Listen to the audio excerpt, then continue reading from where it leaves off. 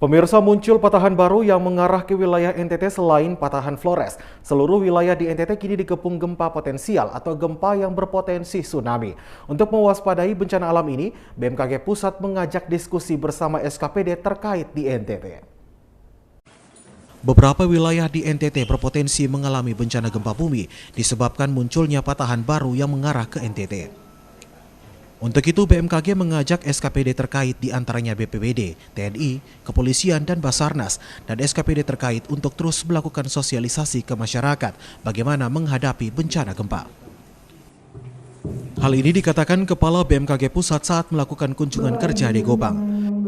Selain ancaman gempa, NTT juga akan segera masuk pada musim kemarau yang menyebabkan kekeringan.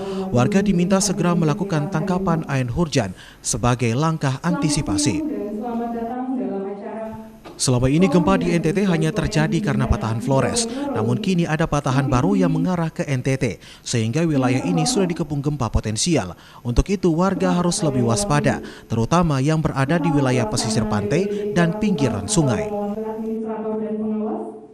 Menunjukkan adanya indikasi peningkatan kegempaan beberapa hari atau beberapa minggu sebelum gempa terakhir 14 Desember. Nah, di situ terlihat ada peningkatan kegempaan.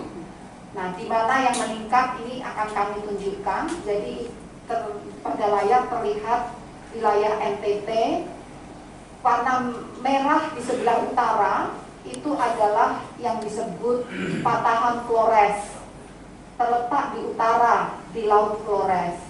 Nah, patahan inilah yang selama ini aktif terjadi gempa-gempa baik yang tidak dirasakan oleh manusia ataupun yang dirasakan. Teman-teman BMKG, Pak Rahmat dan kawan-kawan mendeteksi adanya patahan baru yang bukan patahan Flores. Nah, karena patahan baru teridentifikasi dan nampaknya energi juga baru terlepas.